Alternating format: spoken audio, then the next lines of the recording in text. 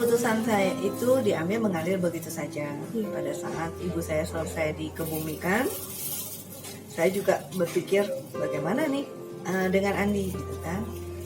Sejalan dengan pikiran saya, Andi bertanya ke saya, "Teh, Andi gimana?" gitu kan. Oh, kayak gayung bersambut kan. Ya udah saya tanya, "Andi mau tinggal sama Teteh?" gitu kan. "Oh, mau." Ya udah, beresin bajunya sekoper ya kan. Tapi Teteh belum ada kamar gitu kan, nggak apa-apa di ruang tamu, nggak apa-apa gitu ya. Ya udah bawa Andi. Saya agak tenang karena 6 bulan sebelum itu sudah sempat bawa ke dokter, sudah tahu sakitnya, sudah tahu obatnya, saya tinggal ngejalanin aja. Memangnya Gitu. sebelumnya Andi udah diketahui sakit?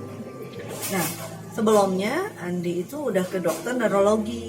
Ya, neurologi itu ahli saraf ya, karena sering sakit di kepalanya gitu. Tapi bertahun-tahun juga nggak sembuh makan obatnya, ya. Gejala-gejala yang seperti bicara sendiri atau merasa ada yang terancam, gitu ya, dia merespon. Nah itu masih terlihat dan kita semua tidak tahu itu, gitu. Berarti awal mulanya tuh belum tahu ya? Belum, ya.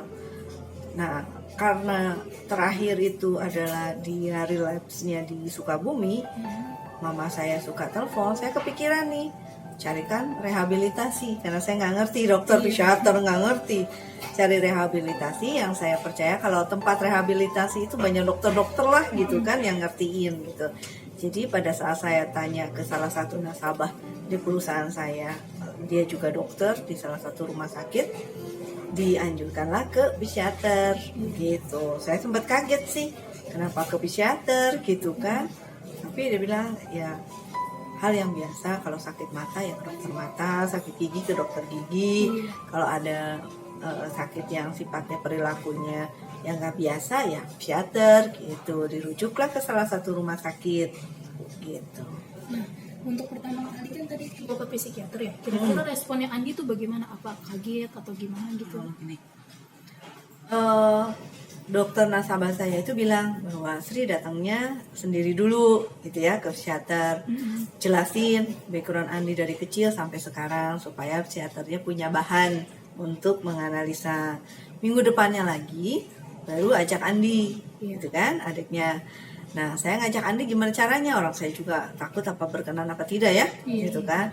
Jadi saya ngakalin ya, Andi nanti ke Jakarta antar Tesri sama Mama mau berobat ke rumah sakit Fatmawati, nemenin Mama. Jadi kalau pulang Mama ada temannya ke Sukabumi kan, ya udah dia ikut aja. Pada saat di sana di rumah sakit, dia sekalian diperiksa. Andi kan suka sakit kepala, gitu kan.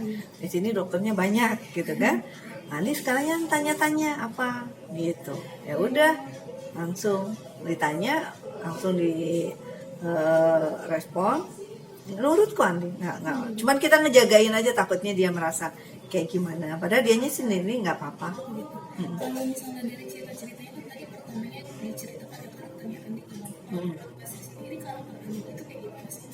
Andi itu orangnya pendiam ya, terus dia kurang asertif. Jadi dia tuh segala sesuatunya ingin menyenangkan orang lain gitu.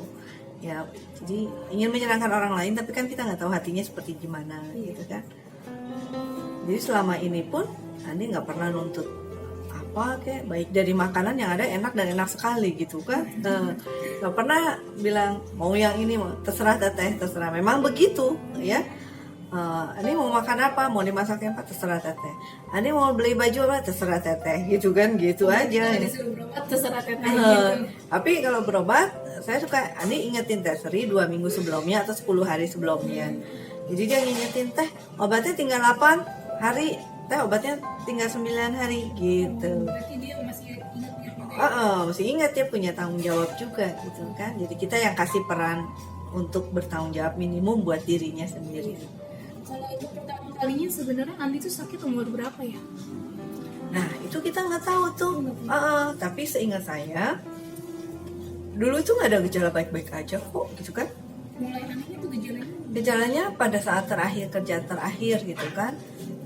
Kerja terakhir dia mesti istirahat karena mukanya jerawat penuh karena dia kerja di advertising ya, kena semprotan mungkin cat gitu kan, terus dia ke muka gitu kan. Saya kan nggak pernah datang ke tempat kosnya gitu kan, jadi dia pulang dulu untuk berobat ke spesialis kulit untuk nyembuhin jerawatnya yang gede-gede itu gitu. Nah setelah itu sembuh, nyari kerja nggak gampang ya, nitipin sana nitipin sini gitu kan, nggak gampang. Nah kalau saya pulang ke Sukabumi teh, doain Andi ya bekerja ya biasa-biasa aja, sampai suatu saat saya ngelihat dia tidak fokus merapikan meja makan. Dari situ ya, jadi kalau mau ngambil ini dia taruh lagi gitu kan, ambil lagi, terus lap diambil lagi. Saya baru berpikir ini ada apa gitu. Dari situ mulai ada timbul kayak pertanyaan-pertanyaan gitu. baru dibawa ke psikiater. Tapi sebelum ke psikiater pernah nggak nyoba alternatif lain gitu? Alternatif khusus sih enggak, karena waktu itu tuh izin minta dibawa, saudara saya udah bawa ke pesantren, saya nggak mau gitu kan. Jadi kalau misalnya didoain sama tetangga gitu kan, sering gitu kan, kayak gitu-gitu. Karena memang sih kelihatan kalau kita pengetahuannya, wawasannya nggak kurang atau kita belum tahu, gejalanya sama orang yang kayak kemasukan kan. Gitu. Jadi kita nggak boleh nyalahin juga kalau orang nggak tahu di luar sana ya. Tugas kita bagaimana menyiarkan penyakit ini dengan pengobatan yang tepat sebanyak-banyaknya, karena banyak orang nggak tahu ya. Kalau nggak tahu ya pasti setahunya dia kan dikemanakan gitu kan gitu. Pas coba-coba didoa-doain gitu, pernah nggak dapet stigma dari tetangga gitu kayak, ih Andi kenapa sih kayak gini? Enggak, bahkan tetangga yang ngebantuin. Gitu. Kita nggak kuat perempuan mau gitu kan, tetangga dulu tuh di mama kan orang udah tua ya, tetangga yang ngebantuin gitu. Nggak ada sih. Jadi stigma itu coba jangan diperbesar gitu kan.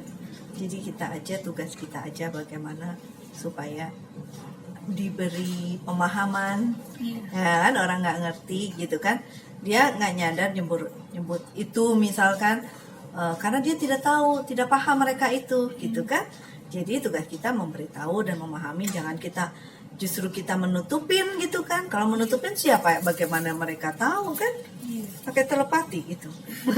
Ya, jadi kita harus jelaskan gitu kan, gitu ya, minimum ke tetangga, ke saudara deket gitu. Berarti sebelumnya udah dijelasin dulu ya Andi itu kenapa sebelum dimintain doa-doa gitu? Didoakan itu pada saat kejadian ini karena dianggap gitu kan, dianggap kayak lagi tegang gitu kan, nggak terkontrol, jadi orang doain gitu kan, ya nggak apa-apa gitu kan, doain gitu kan. Tapi kita kalau cari tahu gitu kan, kalau berulang kayak begitu berarti ada sesuatu gitu. Nah yang waktu itu kan katanya Mbak pernah ke psikiater juga ke rumahnya, itu udah ada BPJS belum? Belum ada. Lalu biayanya gimana Mbak? Apakah tunai apa gimana gitu? Oh, saya sendiri sampai sekarang pun saya belum pakai BPJS, tapi Andi udah punya BPJS. Gitu. Ya, gitu. Berarti berobatnya sendiri ya? Sendiri. Kalau sekarang pakai BPJS Andi atau sendiri? Masih sendiri. Tapi Andi punya BPJS. Oh gitu. Iya, karena saya yang deket rumah aja gitu kan. Kalau jauh-jauh saya harus cuti, repot banget gitu kan. Udah yang deket aja, nggak apa-apa. Selama masih ada. Tapi tenang kan ada BPJS gitu. Iya. Ya. Andi marah nggak sih kalau misalnya sekarang ini dia maksudnya rajin berobat atau harus mesti diingetin Mbak? Itu nggak pernah marah. Nggak pernah marah. Berarti kalaupun dulu pun marah itu merespon orang yang nggak nyata kan marahnya ya. Ya sekarang itu kan sedang dalam kontrol, nggak pernah marah. berarti Ya. selalu rutin ya Mbak? Rutin, dia suka ngingetin teh 2 minggu lagi, teh 10 minggu lagi, teh ke dokternya nih obatnya tinggal segini. Dia yang menyiapkan obat buat dirinya sendiri dan dia yang nyiapkan. Tapi saya selalu dampingin, ya. Buat saya juga ngedampingin itu penting supaya saya mengkonfirmasi apa yang akan disampaikan dari sisi caregiver ke dokter. Itu. Kalau untuk Mbak sendiri harapan Mbak untuk Andi ke dokter itu kayak gimana? harapan yang umum sih ya pastilah ya cepat sembuh, walaupun bisanya pulih nggak apa-apa gitu kan, yang penting sehat. Ideal kalau dia bisa misalnya sampai menghasilkan produktif gitu kan, ya itu bonus buat saya gitu kan.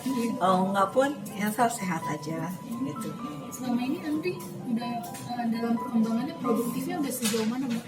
Produktifnya hanya melukis saja, itu pun kalau lagi nggak sakit kepalanya. Soalnya kalau fokus kan perlu manteng ya kalau Sunda ya. Jadi tadinya saya yang penting aktif aja gitu kan, nggak usah fokus sama hasil lukisan bagus enggak juga nggak apa-apa. Tapi sejak kepalanya ngelukis sakit, dokter bilang nggak usah diterusin juga nggak apa-apa. Ya udah saya juga nggak usah diterusin aja. Berarti aktivitasnya apa sekarang? Nggak ada yang khusus, tapi dia bantu saya tuh kalau saya masak di dapur atau kekurangan bumbu di dapur, dia bantuin ke yang rumahan lah gitu kan. Dia dikasih tugas membersihin kamar mandi gitu kan, walaupun saya ada pembantu gitu kan. Masalah bersih nggak bersih kita cek lagi, nanti kita kasih tahu. Pokoknya dilibatkan supaya dia juga punya arti ya dalam sehari-hari, daripada sama sekali tidak dilibatkan. Deh. Terima kasih Mbak Sri. Sama-sama, iya. Andri semakin baik. Iya, terima kasih juga.